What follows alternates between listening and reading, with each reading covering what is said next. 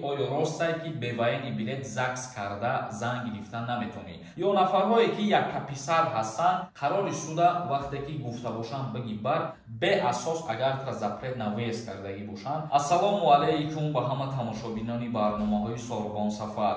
تماشابینانی عزیز، ویدیو را تا آخرش تماشا کنین و حتما لایک موندن فراموش نکنین.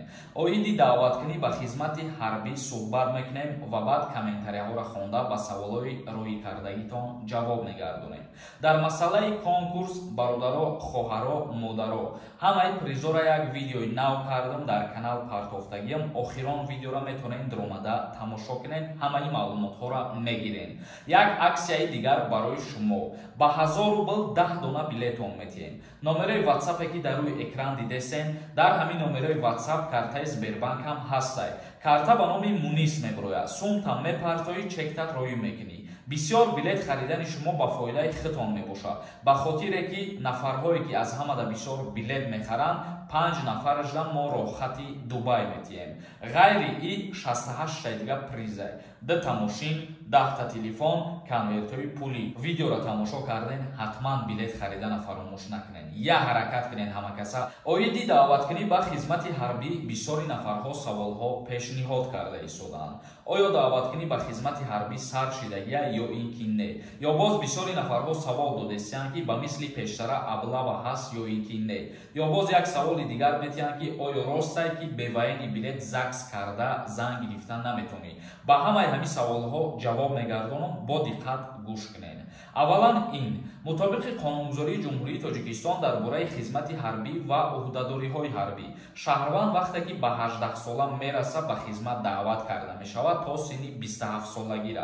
سالهای تولد 1996 تا 2005 در همین پریزو به خدمت دعوت کرده می شوند و ناگفته نمانه در اینجا ماهاشان به نظر می گیرند. سال تولد 2005 که 18 ساله شدگی نباشد به خدمت دعوت نمی شود. این چیزا فراموش نکنین.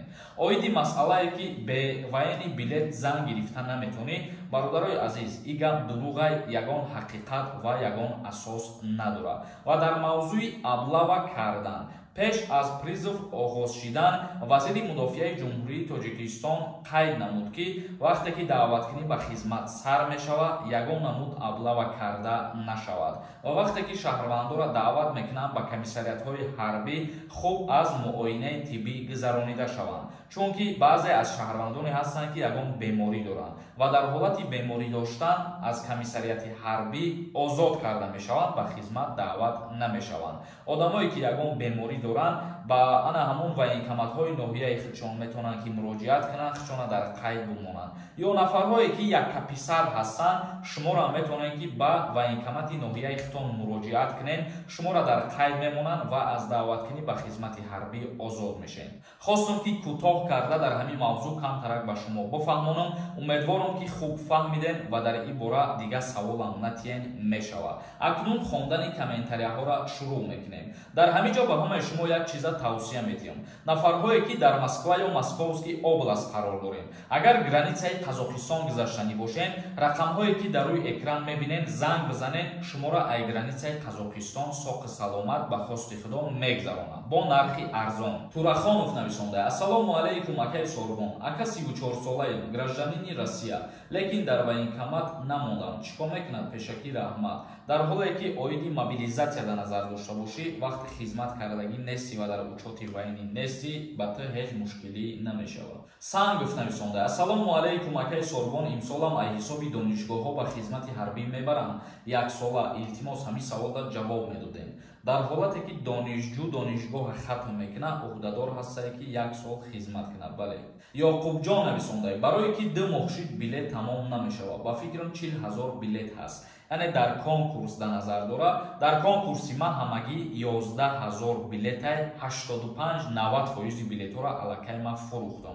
همش با دستگیری برادران و ما باوری دارم که با دستگیری میکنند و نگفتن نمونه که 2 ماه نشده گپی خطا گپ نزن. تقریبا 15 روز شد که ما کنکورس پیش بردم. یک کسی دیگر نویسنده: برادر السلام علیکم، الله از شما راضی باشد. بسیار چیزا را ما غریبا میفهمونیم، سوالامون جواب میگیریم. میندارم ای شما. مرام از همه شما шумо миннатдорам ва манам ба хотири дастгириҳои шумо кӯшиш мекунам ки хизмати худам ба мардам бисёртар бурасад. Мурод нависонда: ассалому алайкум акаи Сорбон, ман видварения доштам через суд. Отменит кардам. Гуфтанд ки қарори суда МВД бурда ты айбаза снимат кунад. Ина 3 моҳши тоғозира маҳкамаи чикор кадан дар кораи ака? Илтимос ҷавоб де. Пешакир Аҳмад.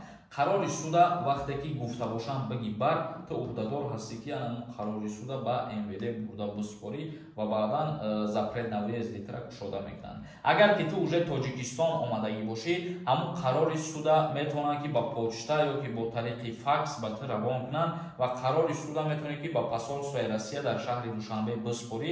аз иҷарам кӯмак карда метавонам ба ту. Баҳриддин нависонда: ассалому алайкум ака, ман дар Москва қоидави гаштагӣ ҳастам. Регистратсия патент споридагӣ ҳастам. Омадам хона гашта рафтануда маҳкам кардиям. 1 ҳафта пеш аз Россия биромадану милитсия ман карда документома тафтиш кард. Ягон претензия накарда сар дода будам. Сабабша намедонем ки чӣ ба чанқа маҳкам кардагӣ бошанд. Ҳамин амнистия шиданаш мумкин аст. Бародари азиз, вақте ки ту сабабша намедонӣ ва ту дар ҳолати гуфтаистаи ки ҳамаи ҳуҷҷатҳои ту қоидави 100% буданд, бе асос агар тра запрет на въезд кардагӣ бошанд, метавонӣ ки ба посоли Федератсияи Русия дар шаҳри Душанбе рафта як ариза пешниҳод кунӣ ки бе далел бе асос тра депорт кардиянд. дар ин ҳолат посолства тафтиш кардан меброяд. дар ҳақиқат ки ягон асос набошад, запрети тра кушода мекунанд. Нуралиев нависонда: акаи Сорбон, худо аҳд дасти кама набинӣ. Беҳад суханои хуб мегӯӣ. Раҳмат ба падару модарат.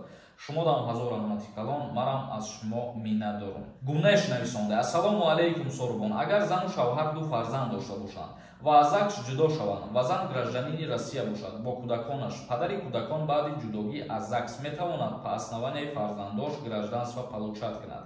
Пешакир Аҳмад, илтимос ҷавоб диҳед дударҷон. Падар ва модар дар ҳолате ки ҷидорам бишаванд, агар ки кӯдакон мад адиноҷ кашидагӣ набошанд, дар 18 солагӣ метавонанд ки гражданствора дастрас кунанд. дар ҳолате ки ҷидо шидагирам набошанд, якҷоя зиндагӣ кунанд, дарҳол падару модар мақсад наметавонанд ба воситаи кӯдакҳо гражданство гиранд то 18 сола шидани кӯдакҳоро. Шорух нависонда: ассалому алайкум акаи Сорбон, ман моҳи декабр Тоҷикистон омадам. дар аэропорт запрет мондианд. худам дарак надоштам. мигратсионим работа буд. патент накарда будам. 3 моҳа рафта будам. амнистияда меғалта ё не ака? Пешакир Аҳмад. ба ҳамин хотир касое ки 3 моҳаву 2 моҳа мерен, мигратсиони картаҳотона работа накунед. Мисол мегирем, агар гости қайд кунем ба Россия ворид бишем, баъд бубуроем бо. дар ҳолате ки шумо работа қайд мекунем, шумо должен ҳастен, мақсад уҳдадор ҳастен ки патент бигирен. бе патент мумкин нест бо мигратсиони картаи работа гаштан. ва дар ин ҳолат ман мегӯям ки дар ҳамун аэропорта ҳамаи чӣ запрет кардан ё накардан ҳамаш аз аэропорт вобаста аст ва дар авф мумкин дохил шавад. Саидов нависонда: ака, ман 17 солаям, тақрибан 1 сол мешавад дар Россияям, толка прописка мекунам. Биқапанам ҳичи намешавад, прописка дорам ака, не ки 3 моҳ баъд граница мерам, не ки ку илтимос ответе шербача, илтимос ака ответ бите.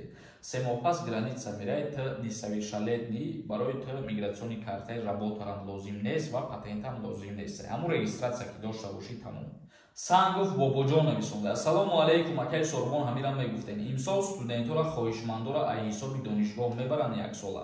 яъне ки соли гузашта як қарор биромадагӣ буд ки касе хоҳишманд ба хизмати ҳарбӣ меравад, мақсад зачоти экзаменош автоматически гузаронида мешавад. имсол ӯ қарор мебирояд ё ин ки не, маълум нест. бародари азиз. Холиқов нависонда: Сорбон бародар, ба гапҳои баъзе ҷоҳилон ҷавоб надиҳем. ман аҳамият наметиҳам суханҳои ягон бадбахти ҷоҳила.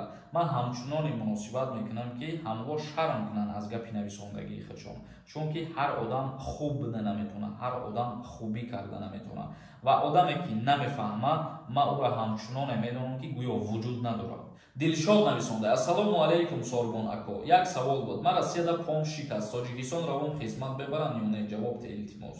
ҳамин призывда агар почат шикастагӣ бошад, то призиви ояндара соз бошад, баъд дар оянда мебаранд, ҳозир не. Аҳрор нависонда: ассалому алайкум ака, духтари холара ё тағоира гирифтан мумкин ҳаст? никоҳи хештаборӣ.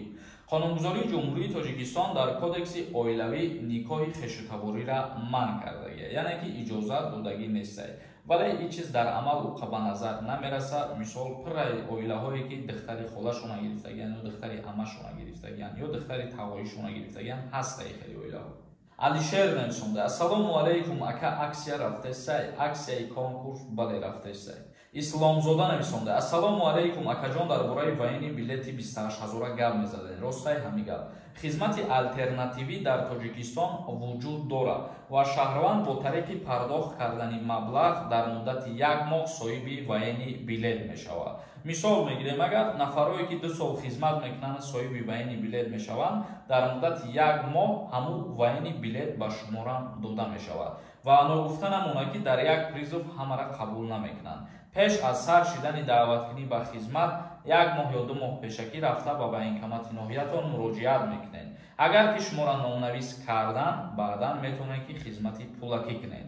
тамошобинони азиз, видеои имрӯзаро ҷамъбаст мекунем. То барномаҳои оянда, худованд ҳамаи мо шуморо нигаҳбон бошад.